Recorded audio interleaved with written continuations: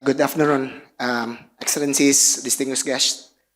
It is very difficult for me to say anything anymore after this panel, so I'm just going to try to be very, very brief.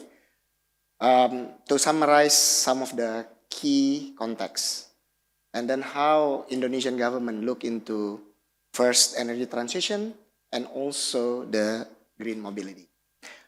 In terms of energy transition, basically I spoke to Pak Dino just before our meeting that, to be honest, I think we are very, very serious about this because simply for a couple of reasons. We are a country with 280 million people in the equator and with a lot of coast.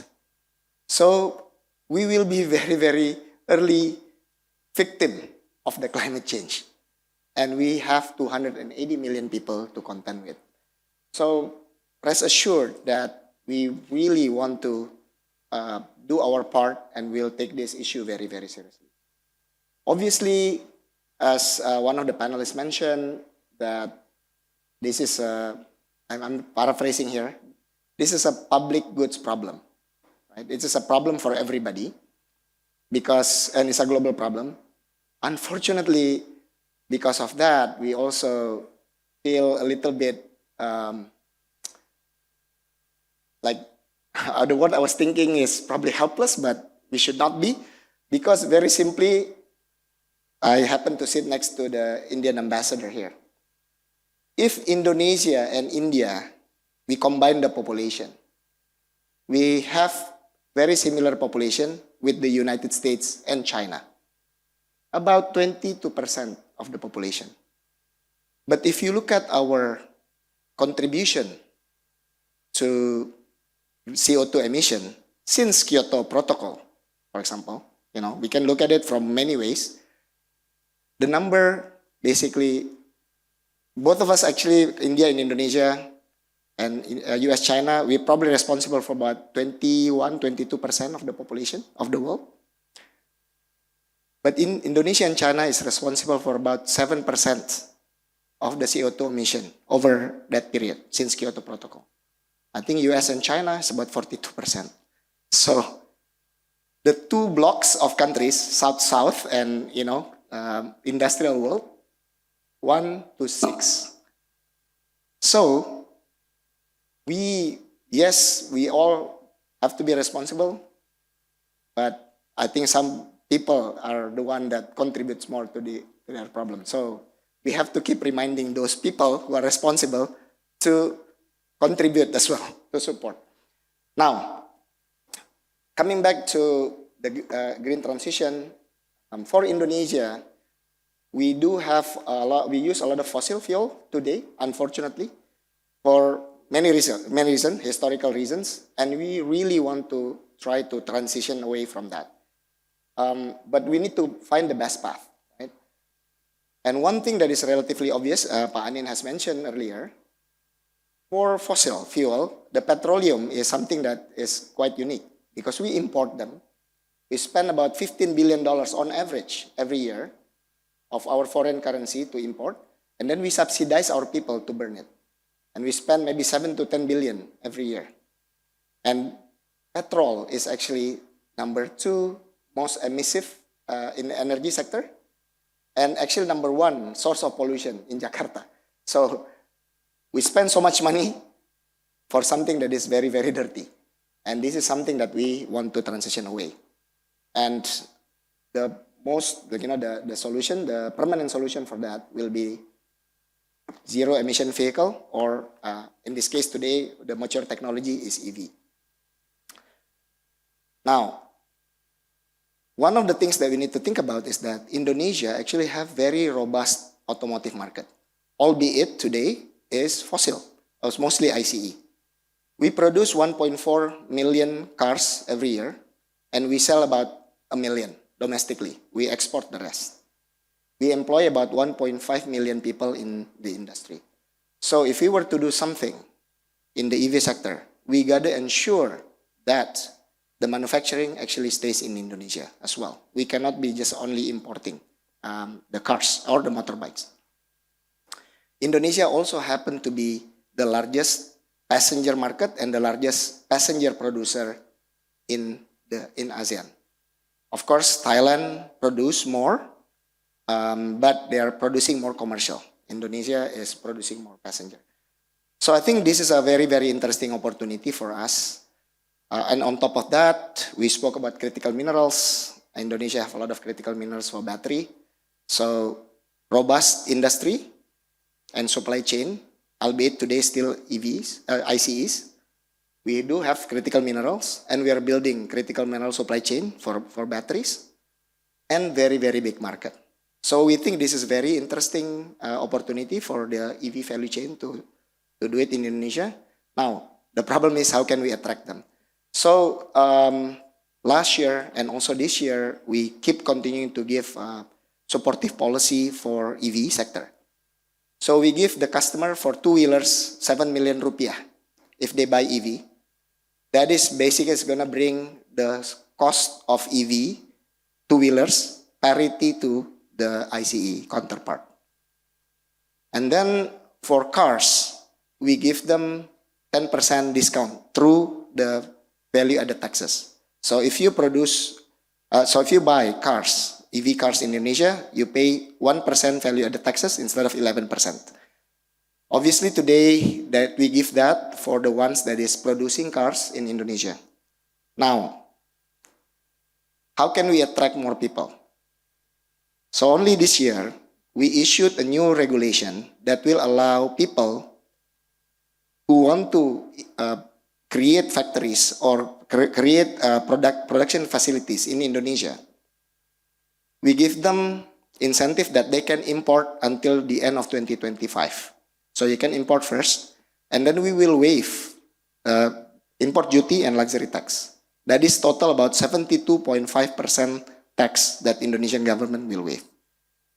The requirement is by 2026 onwards, you have to produce in Indonesia, and you have to produce the same amount of what you import within the same time period. I.e., you import 10,000 until end of 2025, you have to produce 10,000 by end of 2027 that complies with the local content requirement.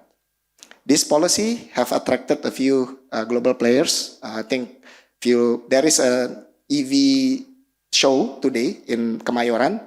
You'll see some brands like BYD, and then some others like Citroen and others. So we believe that hopefully these policies is going to bring good products with reasonable price for the Indonesian market. Thank you. Good afternoon, everyone. Good afternoon, ladies and gentlemen. And welcome to this distinguished discussion on Charting an Electric Future Partnership for Green Mobility Leadership. And this is a critical issue for our society, where the long-term success of the electric vehicles transition hinges on the widespread adoption of these vehicles in the dynamic developing economies of the Global South. These regions present a unique opportunity. Each nation possesses distinct strengths that, if strategically leveraged, can propel the entire EV ecosystem forward. Collaborative approach in this region can address the current challenge of a geographically concentrated supply chain. For example, India's established vehicle manufacturing base can be a valuable asset. Similarly, Indonesia's rich deposit of minerals, crucial for battery production, offers significant potential as well. Partnership within the Global South can establish a strong foundation for a more equitable EV landscape. This in turn will bolster domestic EV policies and foster a more inclusive approach to sustainable transportation on a global scale. And to dive deeper to this topic, now I'm very honored. Today I'm being joined by these four distinguished panelists. That now I'm going to start with a very general questions because the EV topic, ecosystems, is very fast and constantly evolving. So let's bring our audience up to speed here regarding what are the challenges of the EV ecosystems domestically, And what's your organization already been doing so far in addressing those challenges? Maybe I'll start from Mr. Anindya. Thank you. Thank you for the opportunity, indeed. Maybe I start by saying that when it comes to building EV ecosystem, it is as hard and as simple as supply chain management game. So by nature, no nation can stand on its own. Some nations will have natural resources, some will have the human resources, some will have the capital, technology, the market, and so on and so forth. So I think when it comes to EV ecosystem, that's pretty key. Yeah. And number two, I think what I can also share in building ecosystem, the role of the government and entrepreneur are very important because they actually go quite hand in hand. So what we do in our part of the world, in our group, we are an old group of 82 years in establishment, with 70% of the revenues coming from traditional energy, therefore fossil fuels and hydrocarbon. So it makes sense for us that when we talk about the electrification, this is apart from a bigger energy transition story. Because if we do the right way in electrification, which also has a big thing in industrialization, and we start from industrializing steel pipes in the 40s and the 50s. But the beauty of it, it has also some digitalization aspect to it, because as a lot of the panelists will say today, that even one vehicle, it can consists of hundreds, if not thousands, of microchips, right? So digitalization is also there. But what we did was to focus on public transportation. We believe we should focus on the far right in the public transportation side, because buses and later on trucks really contribute to a lot of carbon emission, that if we can crack the code in regulating and also decarbonizing, that will be quite an accomplishment. So let me just give you a couple of data. So number one, Jakarta is very important for Indonesia indeed. Jakarta itself has about 10,000 buses, in the total 200,000 buses. And if you want to talk about trucks, that's 5.5 million trucks all over Indonesia, so that's a lot, right? And buses and trucks by nature, they are big, right? So they emit a lot of carbon. So studies have shown that the road transport in Jakarta contribute 75% of the pollution, right? So that's important. And number two, there was a study by a trusted council and also institution that it contributes to premature death of the tune of 100,000, which is a lot, right?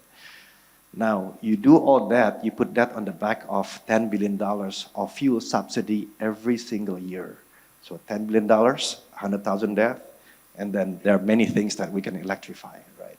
So we think that we should make an impact in that part of the supply chain, right?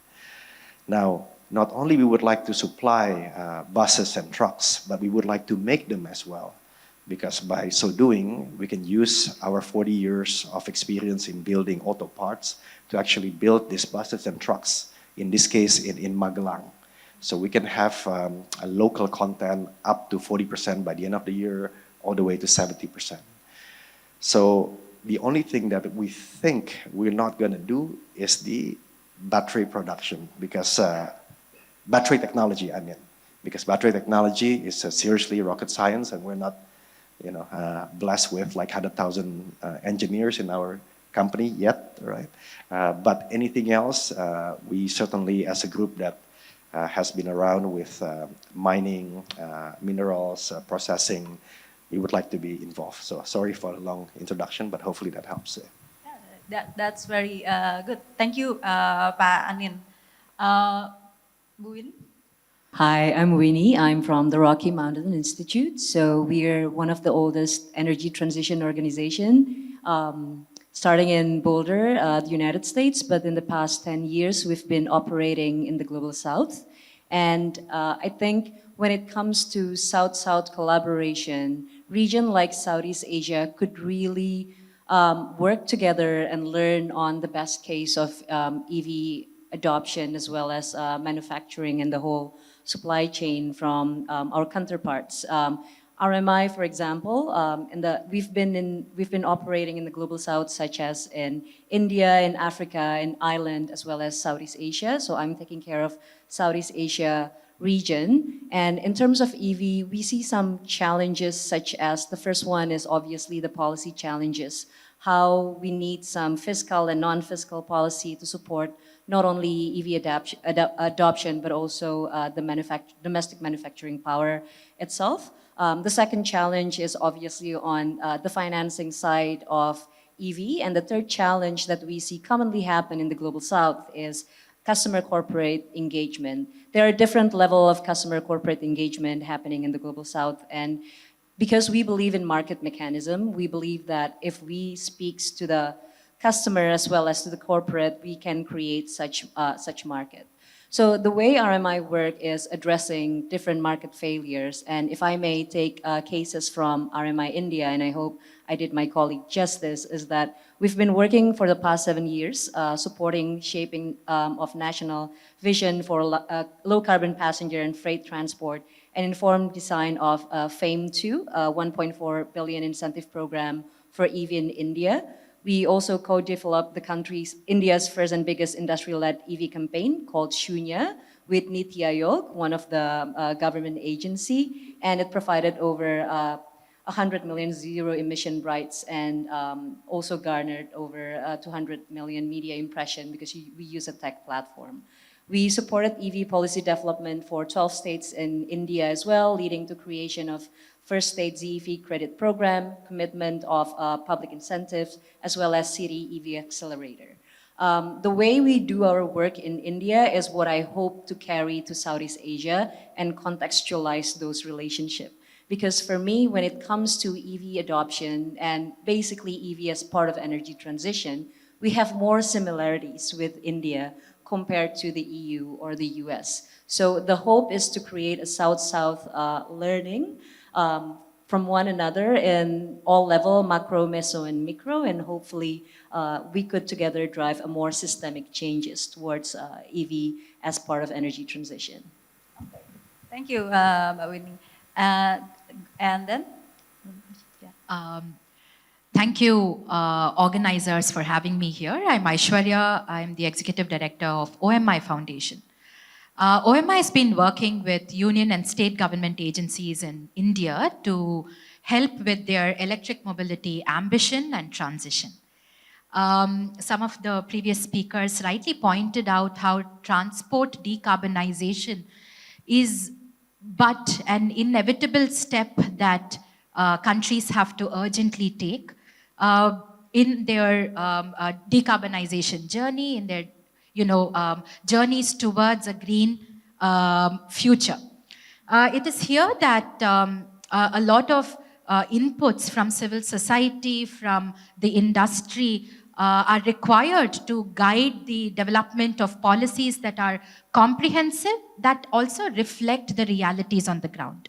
For example, when India was thinking about its initial electric mobility policies, there was a heavy emphasis on electrifying cars.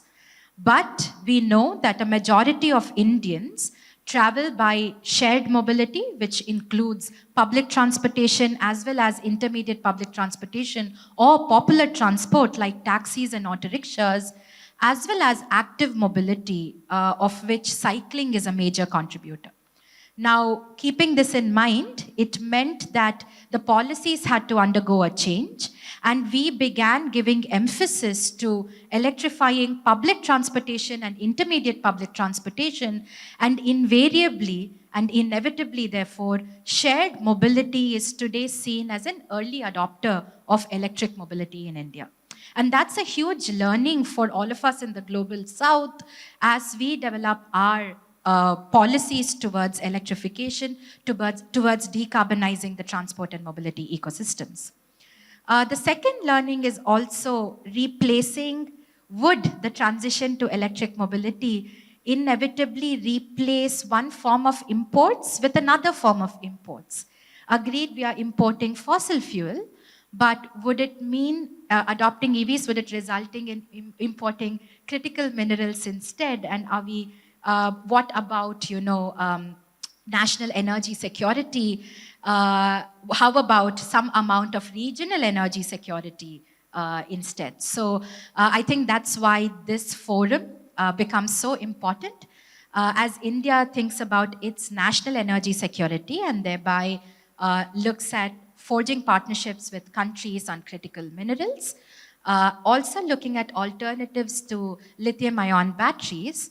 Perhaps having a regional strategy to build our capacities could be a way forward. Another challenge that I would like to highlight at this stage is perhaps both homogeneous and heterogeneous approaches that different levels of the government in a country could take as they decarbonize their transport and mobility ecosystems. In India, we have a national policy and national ambition driving our transition to an electric mobility future. Equally, we have state governments introduce their own fiscal and non-fiscal policies to drive EV adoption on the ground. This ranges from purchase incentives given to individuals like you and me who are interested in buying electric vehicles, but also providing incentives to set up robust charging networks. To understand all of this and to capture all these disparate measures of electrification, and to also understand where is this concerted effort taking us, we at OMI Foundation built a unique dashboard called EV Ready India. It's freely available to all of us to view, to consume as well. This dashboard helps city, state, and union authorities take evidence-based decisions as they introduce new policies and regulations to drive EV adoption on the ground. It is not only about electric vehicle sales or setting up charging stations across the country, but it is also about understanding how much of emissions have we saved by making this switch, how many jobs have we unlocked, is the transition truly equitable and just, and what are certain policy measures to introduce. I hope that in the next round of interventions, I'm able to throw light on the just transition measures we are taking as a nation. Thank you again for the opportunity. Thank you, Aishwarya. And then Mr. Hui. Thank you, Glorinda, and thank you, the organizer, for my opportunity to come here to sharing the BFast journey and all the difficulties and challenges.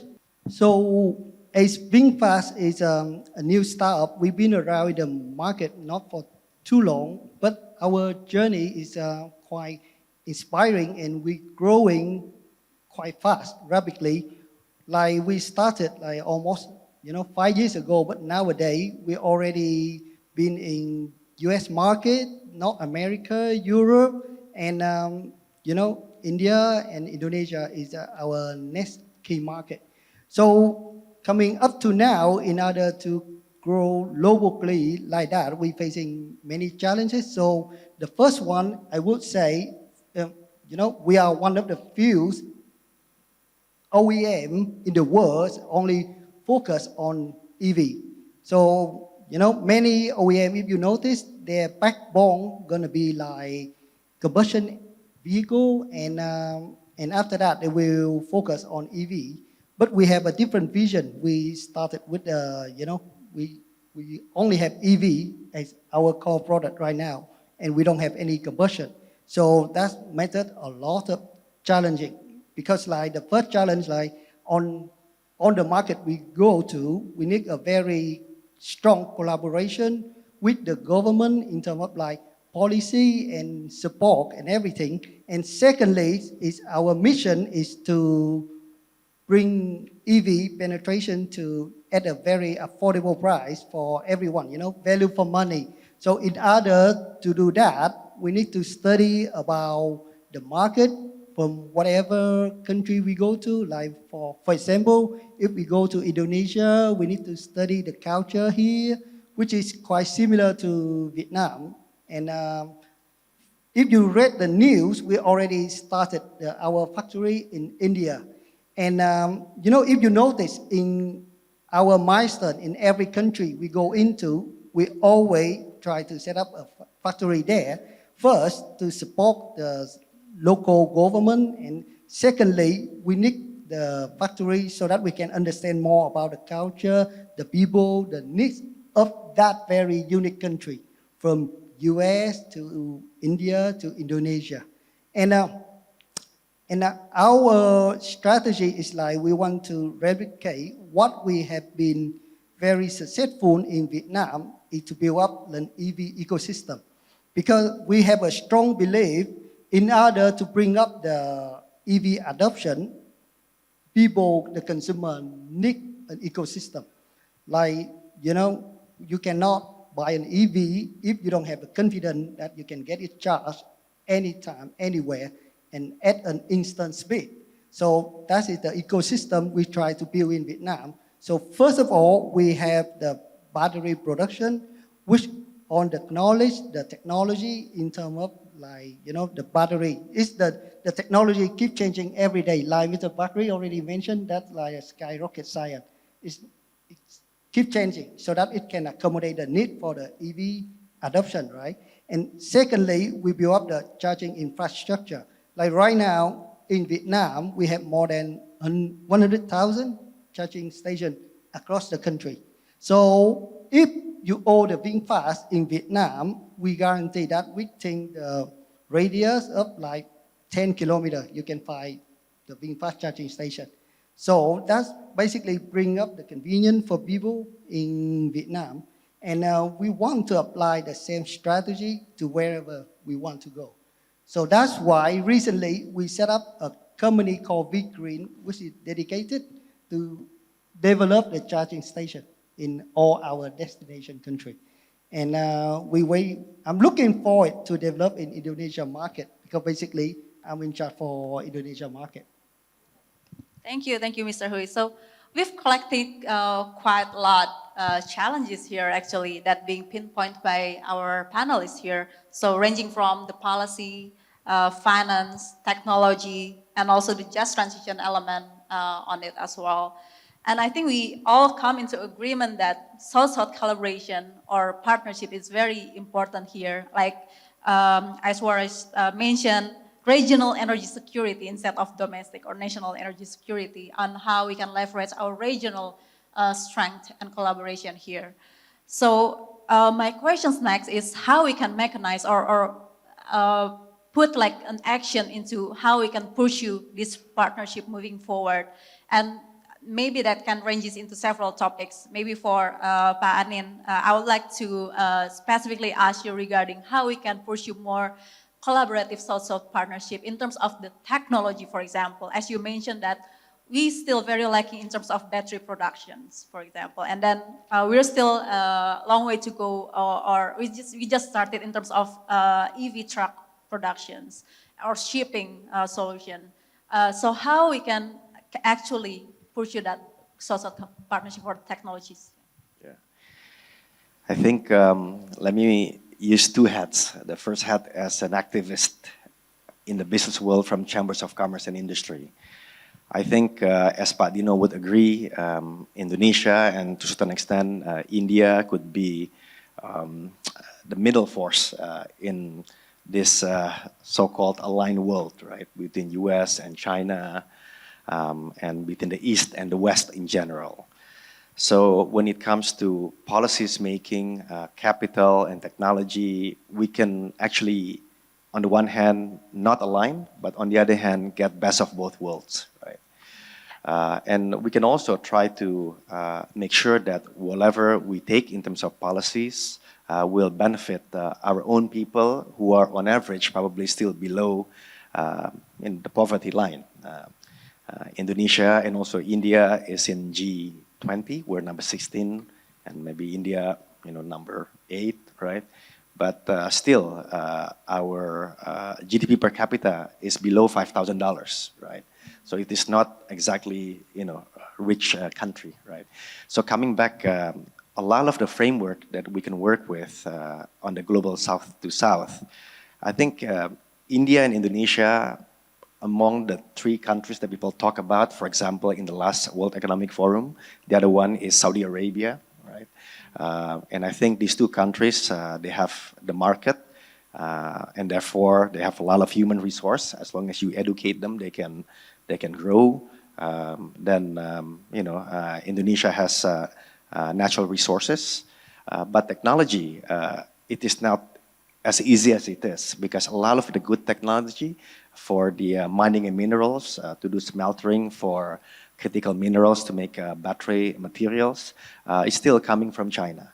The US and the West is working really hard to catch up with the Inflation Reduction Act and whatnot, but it will take time. So I guess you know, Indonesia will be, and India, and certainly Vietnam, in an interesting spot, because the China Plus One strategy can be, you know, an opportunity for us to capture, while at the same time helping the global supply chain to be much more secured, safe, and sustainable, right? But the good thing about the West, they have a high standard of ESG, and I think not only because we should do it for 2060 net zero goal, but it can also be a big opportunities for us, right? Now, when I put the hat of a businessman, I think you know, there is a big market to be addressed when trying to process the critical minerals below the ground with renewable energy above the ground, by protecting the biodiversity, of course, but to also export it to the West. Because I think China certainly is a big market. It will continue to be a big market and big ally for us. But I think the Western world also need a lot of the materials. But the issue is that, for example, you know, with the US, Indonesia doesn't even have FTA, right? From, you know, it's not a starting point right now. But of course, you know, who knows, with the comprehensive strategic partnership, there's a, you know, a route to get there. But it's quite difficult to just compare.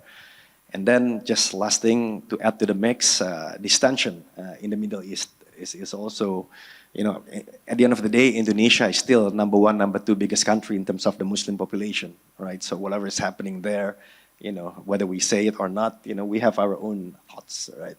So those type of things, and I think aligning ourselves with some of the Middle Eastern countries will also help in this type of thing. Anyway, that's my view. Yeah. Excellent. Thank you, Mr. Anin. So supply chain management, looking into the regional strength, and also external factors also need to be included here, including the Middle East factor as well, one of it. I'm curious about Winnie thoughts in terms of, in the perspective of think tank at regional level, on how we can actually pursue this partnership, especially maybe to strengthen the supply chain management at regional level. Thank you for that. And I think when we see the regional partnership, or any partnership at all, South-South learning, if we want to separate that into a macro, meso, and micro level, on the macro level is like what the previous speaker said. How do we utilize current regional or trade relationships so that we could open up a more streamlined, a more effective, as well as a more sustainable supply chain, but also enable knowledge transfers as well as learnings. Because in this era, you know that you can't do everything on your own. Yes, you want to achieve energy security. Yes, you want to achieve a certain level of independence and sovereignty, but by the end of the day, the way you thrive is by being part of the global supply chain, and hopefully a South-South supply chain into a certain extent. How do we use current regional cooperation, current avenues such as COP, for example, in a more macro level, looking at multilateral collaboration, right? In the meso level, I was wondering whether we can use organization like GFANS, for example, to answer the question on risk mitigation on the financial products that we need to do in EV, because there's a lot of de-risking that we need to do in terms of EV. When you say something about shipping, for example, in port or four-wheelers, heavy-duty vehicles, it is a very capex heavy industry, unlike the two-wheeler. Even for two-wheeler, the issue with EV adoption is really also on the de-risking the financial mechanism itself. So let's look at any possible avenue where we can capture different market failures, such as the need to de-risking the financial space. This also relates to how, for example, can we have a regional or South-South startup accelerator that connects different funders or different VC to de-risk the phase where startups in the Global South with each own respective needs contributing to building the environment. Because if there's one thing I learned from my colleagues in India is that India has come to such a good place when it comes to EV adoption and manufacturing because of the comprehensive national policy, very ambitious state policy, but also the state of play of tech startups. So looking at different market failures where private industries can take part in the meso level, for example, in the banking and financial industry, how do we create the project preparation facility, de-risking the financial mechanisms needed, could also be an avenue. And on a more micro level, how do we look at approaching a collaborative program between countries or between think tank or even between organization? I think so far there has not been a true, South-South collaborative program on a very specific program level, while there's actually so much we can do. For example, with BFast specializing on OIM and looking at the supply chain of battery and critical minerals in Indonesia and perhaps technology from other places, and how India is building its gigafactory, for example. Can we do any learnings? Can we do any real project that foster trust between South-South countries in order to really partner? Because by the end of the day, without trust, you don't go anywhere. But also, you need an incentive and motives, and that's why sometimes either meso or micro partnership could probably work best. Super excellent, Ms. Winnie. And I think it can be also like city to city, for example, because so many cities in India also already thriving, and also in Indonesia, several cities emerging to adopt more EV, for example, right? I'm gonna go to Mr. Hui first, and then to Aishwarya. To Mr. Hui, maybe the same questions, but more because you talk a lot also regarding the business model that you replicate from Vietnam and hopefully to other countries, including Indonesia. How do you think you can accelerate that kind of like learning, maybe utilizing other stakeholders as well? Thank you for the question. So actually, at BFast, one of the fastest way we are emphasize on growing our market is like leverage on our partnership, So what I mean is like, in order to successfully build up our EV ecosystem, we build on our partnership model. Like, for example, the first one is we focus on, we want to own our battery technology. So in order to do that, we need to create the value from downstream to upstream. And, that is one of the ways you can collect the technology, collect the partnership with like even the mineral resources in a, win-win cooperation. So that is our first approach. And, second approach is like when you want to build up that EV ecosystem in any country, it's the charging station, You cannot do that alone by yourself. So either we partnership with the, hardware provider or even some software provider, intellectual property, or even in Indonesia in particular, like the electricity company, PLN, is, we need to have some strong partnership with them in order to develop our business model here. So that's why I try to say is being fast is like one example of like, we are startup. So in order to go fast, we need like leverage on our partner, not only financial partner, but also the supply chain partner, technology, and all kind of resources we can, and what we can bring up to the table, and what we can offer to our partner is how we growing in the global. Okay. So very excited to learn more later on, maybe for FinFast on how you can pursue this kind of partnership with multiple stakeholders. And to Aishwarya, because you mentioned about just transition and we talked a bit about that backstage, and very interesting on how the policies in India regarding EV also taking into account very detailed in terms of the just transition aspect of it. Can you elaborate more about that, please? Sure. We've come to recognize, I think, not only India, but countries around the world are beginning to recognize that the new paradigms of mobility, shared, connected, electric, and autonomous, can collectively be a new engine of inclusive economic growth. What I mean by this is that companies in India, startups and incumbents alike, are investing in electric mobility factories, in large-scale gigafactories that are manufacturing advanced chemistry cells. All of this recognizing the potential of job creation that these pose, and also look at how some of the marginalized segments of the community of our society can be integrated, mainstreamed into our economy.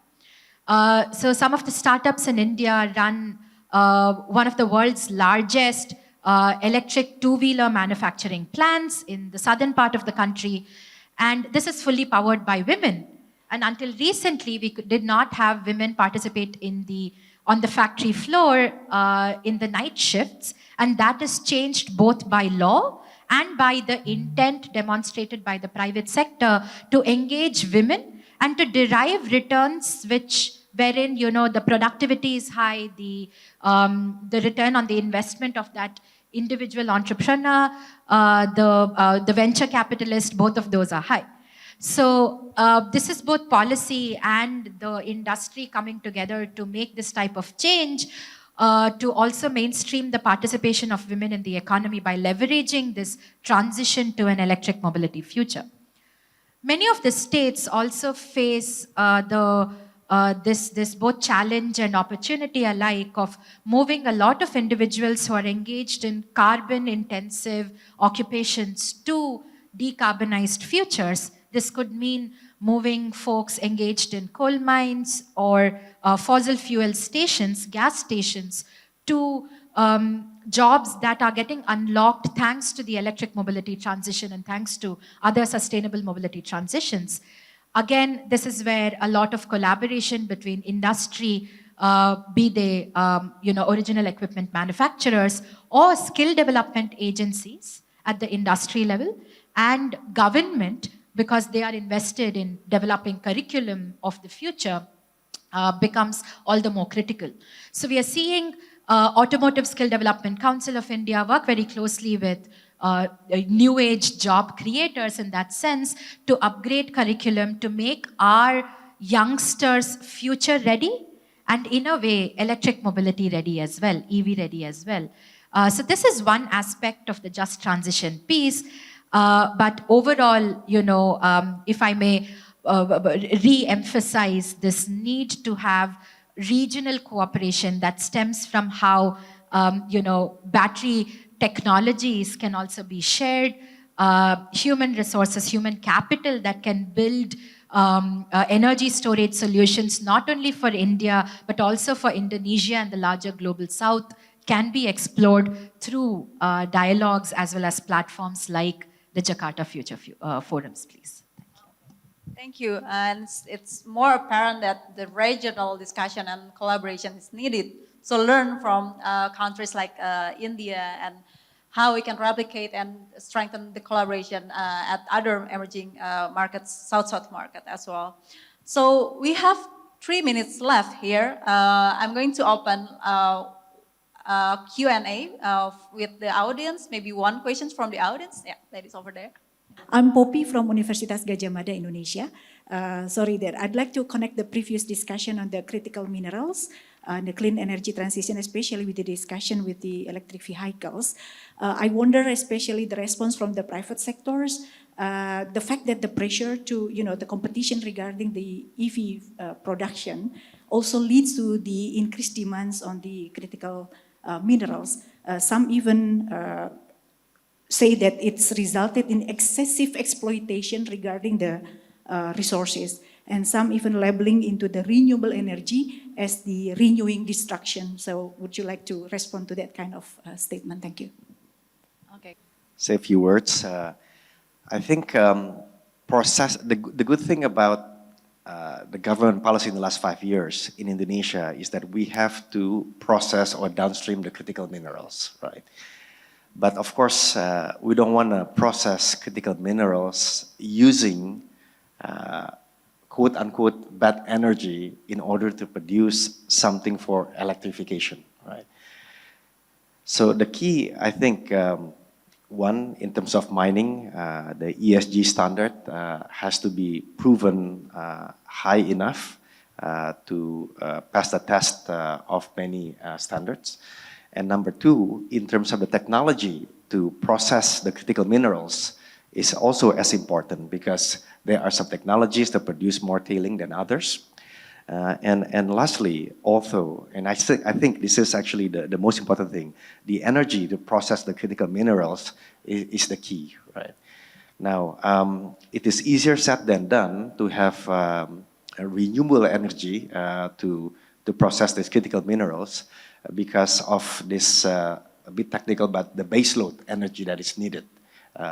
Because until the technology comes, the renewable energy to start with has this intermittent characteristics. But I think the key for this, as soon as we can combine between gas energy as well as renewable energy, a lot of the cleaner and maybe even premium critical minerals to be processed to become battery materials will come.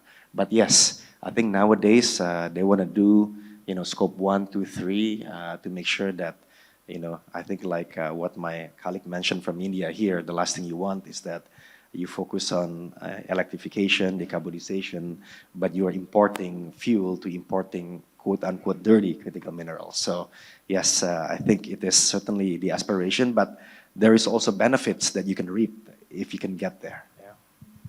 So if I can conclude, these standards and low carbon technology as well as are very important factors here. But so we run out of the time, sorry. Maybe the questions can be asked later on to the panelists outside the stage.